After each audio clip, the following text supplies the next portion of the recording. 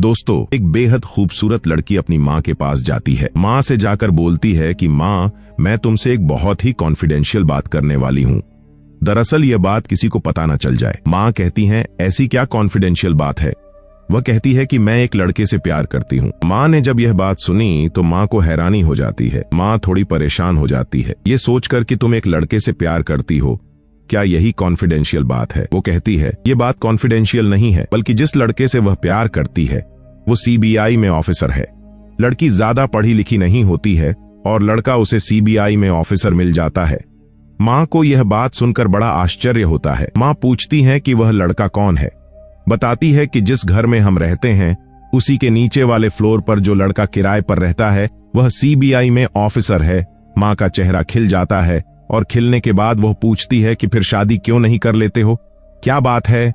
वो कहती है, बस तुम्हारी परमिशन बाकी थी। उसकी माँ ने पूरी फैमिली से बातचीत की, लड़के वालों से बातचीत की और उसके बाद फिर 4 दिसंबर 2023 को धूमधाम से इनका रोका होता है। पंडित जी से तारीख निकलवाई जाती है। तारीख फरवरी 2024 निकल के आती है। अब शादी की सब तैयारियों में जुट जाते हैं और इसके बाद यह पता चलता है कि लड़के से पूछा जाता है तो वह एक मिशन पर होता है, इसलिए अपनी बातें, अपना पद, अपनी सब कुछ गोपनीय रखा हुआ था। इससे पहले कि कुछ और आता होता पुलिस आती है। पुलिस आने के बाद जब उस लड़के को गिरफ्तार करती है और उस लड़के की हकीकत सामने आती है तो उस महिला को सबसे ज्यादा हैरानी होती है। दोस्तों, न केवल उस महिला को बल्कि पूरी दिल्ली हैरान रह जाती है, ये सोचकर कि आखिरकार एक इंसान के कितने सारे रूप हो सकते हैं। दोस्तों, आज कहानी उसी लड़के की है जो अलग अलग रूपों में अलग अलग चेहरे बनाकर घूमता रहता था। नमस्कार दोस्तों, आज की जो सच्ची घटना मैं आपको सुनाने जा रहा हूँ, ये सच्ची घटना है राष्ट्रीय राजधानी क्षेत्र दिल्ली का एक इलाका है नंदनगरी। दरअसल यहाँ एक जगह है दिलशाद गार्डन। वहां का रहने वाला एक लड़का महावीर नंदनगरी थाने में जाता है। 13 दिसंबर 2023 को थाने में जाकर कहता है कि साहब, मेरी माँ है जिसकी उम्र लगभग 61 साल के आसपास है और उनका 2 अलग अलग जगहों पर मकान है। एक मकान हर्ष विहार में है तो दूसरा मकान नंदनगरी के अंदर है। लेकिन मेरी माँ किराएदारों से पैसे वसूलने के लिए गई थी, लेकिन अभी तक लौट कर नहीं आई है और 3 दिन का समय बीत चुका है। दोस्तों, जैसे ही पुलिस वालों ने यह बात सुनी, उसकी तहरीर ली और गुमशुदगी दर्ज कर ली। अमूमन जिस तरह से पुलिस गुमशुदगी के मामलों को या फिर और अन्य मामलों को पुलिस लेती है, ठीक इस मामले को भी वैसे ही लिया गया और उस लड़के को तसल्ली दी गई कि तुम्हें अब परेशान होने की जरूरत नहीं है, हम अपनी तरफ से काम कर रहे हैं, जितनी जल्दी हो सकेगा हम तुम्हारी माँ को ढूंढ कर ला देंगे। पुलिस वाले अपने हिसाब से जो काम कर रहे थे सो कर रहे थे, लेकिन जो लड़का था वह अपनी माँ को ढूंढने के लिए दिल्ली के अलग अलग इलाकों में खाक छान रहा था। ऐसा कोई रिश्तेदार नहीं था जहां जाकर उसने पता करने की कोशिश नहीं की कि उसकी माँ कहाँ है। साथ ही जहां जहां भी उनके 2 मकान थे, मकानों के अंदर जो किराएदार थे उन किराएदारों से पूछा और जहां जहां भी उसकी माँ आती थी, जाती थी, उठती बैठती थी, हर किसी के पास जाता है ये पूछने की कोशिश कर रहा था। लेकिन कई दिन बीत जाने के बाद भी माँ का कोई अता पता नहीं चलता है। इसी बीच में यानी कि 15 दिसंबर 2023 की दोपहर लगभग 2 बजे के आसपास नंदनगरी थाने में पुलिस के पास फोन पहुंचता है कि साहब, यहां से इस मोहल्ले से एक कमरा है, उसमें दुर्गंध आ रही है। हर्ष विहार कॉलोनी से जब दुर्गंध की पुलिस बात सुनती है तो पुलिस सक्रिय होती है। सक्रिय होने के बाद उस जगह पर पहुंचती है। वहां जाने के बाद दरवाजा खोला जाता है और दरवाजा खोलने के बाद पता चलता है कि घर के अंदर बिल्कुल सब कुछ सामान्य था, लेकिन एक दीवान है, एक बेड है जो दीवान है। उस दीवान को जब खोला जाता है तो उसके अंदर से कुछ ज्यादा ही दुर्गंध आ रही थी। अब उस दीवान को खोलकर जब बाहर निकाला जाता है तो एक पॉलिथीन से लिपटी हुई एक लाश होती है और उस लाश की जब शिनाख्त करने की कोशिश की जा रही थी तो पता चलता है कि लाश बुरी तरह से सड़ चुकी थी। अब उसकी पहचान करना मुश्किल हो रहा था, दिक्कतें हो रही थीं। हालांकि पुलिस ने उस लाश को कब्जे में लिया और पोस्टमार्टम के लिए भेजा, लेकिन उसके तन पर जो कपड़े थे उन कपड़ों के आधार पर पता चलता है कि वो महिला 61 साल की, जिसका नाम होता है आशा देवी, जिसके बारे में 13 दिसंबर 2023 को नंदनगरी थाने के अंदर गुमशुदगी का मुकदमा भी दर्ज कराया गया था। दोस्तों, अब पुलिस वाले इस हत्याकांड की जांच करने में जुट जाते हैं कि आखिरकार किसने इस महिला की हत्या की है क्यों हत्या की है, हत्या के पीछे क्या कारण है। पुलिस अब इन कारणों की तलाश करने में जुट जाती है। महिला से जुड़े हुए जितने भी लोग होते हैं उनसे भी पूछताछ होती है। साथ ही महिला का जो मोबाइल नंबर होता है उसका CDR निकलवाया जाता है। FSL टीम मौके पर पहुंचती है और घटना स्थल से सबूत जुटाने की कोशिश कर रही थी, लेकिन कई घंटे बीत जाने के बाद भी पुलिस को कोई ऐसा सबूत हाथ में नहीं लग रहा था जिसके आधार पर यह कह सके कि हाँ, कातिल वो है या उसका कत्ल किस लिए किया गया है। पुलिस ऐसी कातिल की तलाश करते करते नंदनगरी, जो उसका किराए का मकान होता है, वहां पहुंचती है। वहां जाने के बाद इस घर में कई सारे लोग किरायादार रहते थे और किराएदार से पता चलता है कि एक लड़का है जिसका नाम देवेंद्र कुमार उर्फ देव है, जो कि कई दिन से लापता है। उसका कहीं भी अता पता नहीं है। अब पुलिस ने उस लड़के के बारे में पता करने की कोशिश की तो उसका नंबर भी स्विच ऑफ था। अब उसके जो आधार कार्ड या बाकी चीजें थीं, उसके आधार पर उसका पता निकालने की कोशिश की तो वो लड़का उत्तर प्रदेश के जिला अलीगढ़ का एक गांव लगता है, धीमरपुर। वो वहां का रहने वाला होता है। पुलिस की एक टीम गठित की जाती है ACP अभिषेक गुप्ता के अंडर में, और SHO रणधीर सिंह अपनी टीम के साथ इस लड़के की तलाश में जुड़ जाते हैं। आखिरकार जब पुलिस अलीगढ़ पहुंचती है, धीमरपुर पहुंचती है, वहां जाकर एक किसान मिलता है।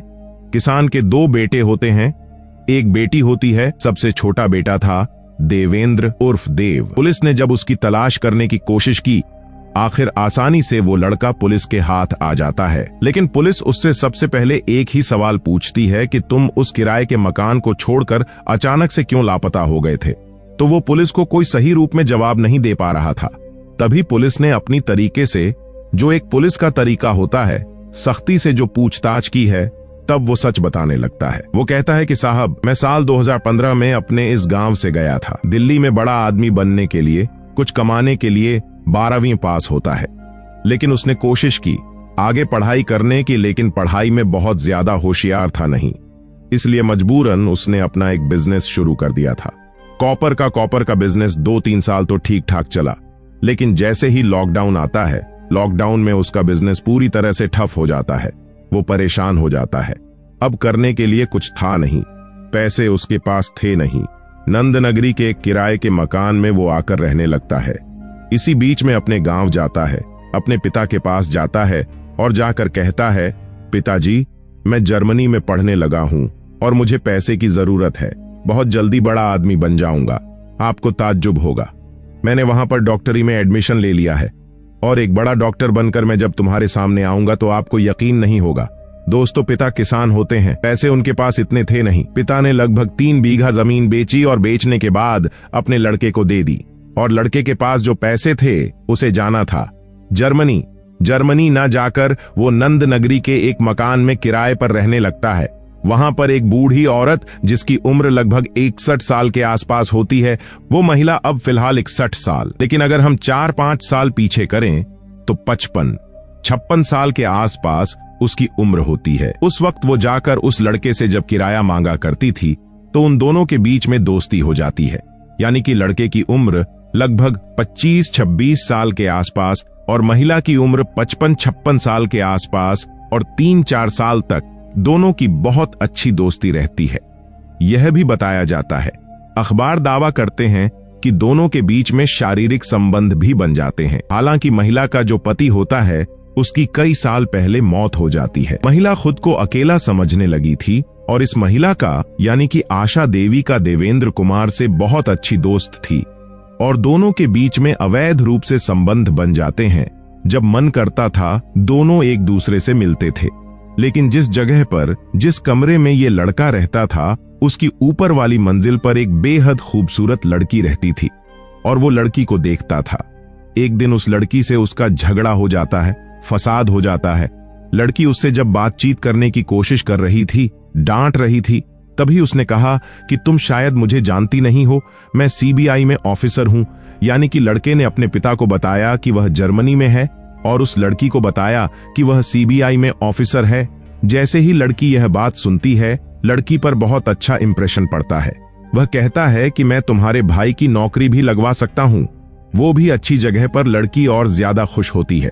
लड़का लड़की आपस में एक दूसरे को प्यार करने लगते हैं और घर वालों की सहमति के बाद 4 दिसंबर 2023 को इन दोनों का रोका हो जाता है। फरवरी 2024 में इनकी शादी होने वाली थी, लेकिन मकान मालकिन जो होती है, जिनका नाम आशा देवी होता है, उनको इस लड़के के बारे में पता चल जाता है कि 3-4 साल इनकी दोस्ती होती है। बहुत अच्छी आपस में एक दूसरे के साथ शारीरिक संबंध भी बने होते हैं और एक दूसरे से बेइंतहा प्यार भी करते थे। दोस्तों, अचानक से उस लड़के की जिंदगी में जब नई लड़की आती है तो यह बात आशा देवी को बिल्कुल भी अच्छी नहीं लग रही थी और आशा देवी को गुस्सा आता है। दोस्तों, 10 दिसंबर 2023 को इन्होंने अपने हर्ष विहार कॉलोनी स्थित मकान में उसको कहा कि मुझे तुमसे मिलना है, बातचीत करनी है, और वो लड़का महिला से मिलने के लिए जाता है और वो अपने बारे में बताता है कि मैं शादी करने वाला हूं, इसलिए आप मेरी जिंदगी में मत आओ, मुझे परेशान मत करो। उस लड़के ने काफी रिक्वेस्ट की, लेकिन महिला ने उसको डांटा फटकारा। महिला ने कहा कि जब तक मैं जिंदा हूं तब तक तुम किसी और से शादी नहीं कर सकते। लड़का इसी बात को लेकर परेशान हो जाता है और जब परेशान हो जाता है, लड़के ने विरोध किया। इस महिला को गुस्सा आता है और एक के बाद एक कई थप्पड़ उस लड़के को लगा दिए जाते हैं। यानी कि देवेंद्र कुमार को जब एक के बाद एक कई थप्पड़ लगा दिए जाते हैं, उसे गुस्सा आता है। पास में ईंट पड़ी हुई थी, ईंट बहुत तेजी के साथ उस महिला को मार दी जाती है और जैसे ही इस महिला को लगती है वो जमीन पर गिर जाती है। वो समझ नहीं पा रहा था कि उसे हो क्या गया है। महिला अभी पूरी तरह से मरी नहीं थी, लेकिन तभी उसने मौका पाते ही उस महिला की वो हत्या कर देता है। अब वो समझ नहीं पा रहा था कि आखिरकार इस लाश का करे तो क्या करें। सीधा बाजार जाता है। बाजार जाने के बाद 600 रुपए में 20 मीटर पिन्नी खरीदता है। पिन्नी खरीदने के बाद घर आता है, उस महिला की लाश को पिन्नी में लपेटता है। लपेटने के बाद उसे पूरी तरह से पैक करता है। पैक करने के बाद नीचे वाले फ्लोर पर एक दीवान रखा हुआ था। दीवान में उस लाश को रखकर आराम से बंद करके उस महिला के तन पर जो भी ज्वेलरी थी, साथ ही उसके पास लगभग 13,000 रुपए नगद भी थे। उन 13,000 रुपए और ज्वेलरी वो अपने कब्जे में लेता है। सीधा अपने कमरे पे पहुंचता है, कमरे पर से सामान लेता है और सामान लेके वह भाग जाता है। यह सोचकर शायद कभी पकड़ा नहीं जाएगा और शायद उसकी यही गलती साबित हुई कि वो कमरे से जिस तरह से अचानक से गायब हुआ था, पुलिस की सबसे पहले सस्पेक्ट वही बनता है, क्योंकि वो 10 तारीख को गायब हो गया था और जो आसपास के लोग थे उन्होंने कहा कि वो लड़का ही दिखाई नहीं दे रहा, बाकी सब कुछ ठीक है। पुलिस ने उसे गिरफ्तार किया। गिरफ्तार करने के बाद उससे जब पूछा तो उसने तोते की तरह पूरी कहानी बताई और जब कहानी बताई जाती है तो पता चलता है कि ना तो वो लड़का डॉक्टर था और ना ही वह सीबीआई में ऑफिसर था। अपने बाप को डॉक्टर बनकर धोखा दे रहा था और गर्लफ्रेंड को सीबीआई ऑफिसर बनकर धोखा दे रहा था। उस महिला के साथ वह फिजिकल रिलेशन में था। पुलिस ने इस घटना का खुलासा किया। जैसे ही खबर अखबारों के माध्यम से लोगों को पता चलती है तो लोगों को यकीन नहीं हो रहा था कि एक 61 साल की महिला का एक 31 साल के एक लड़के के साथ अवैध संबंध हो सकते हैं, जबकि उस महिला का 31 साल का अपना खुद का एक बेटा भी होता है जिसका नाम महावीर होता है। वही लड़का थाने में अपनी मां की गुमशुदगी दर्ज करा के आया था। दोस्तों, इस पूरे घटनाक्रम को सुनाने का उद्देश्य किसी को परेशान करना नहीं है, किसी का दिल दुखाना नहीं है, बल्कि आपको जागरूक करना है, आपको सचेत करना है। दोस्तों, आप सब लोग अपना ख्याल रखें, सुरक्षित रहे। जय हिंद, जय भारत।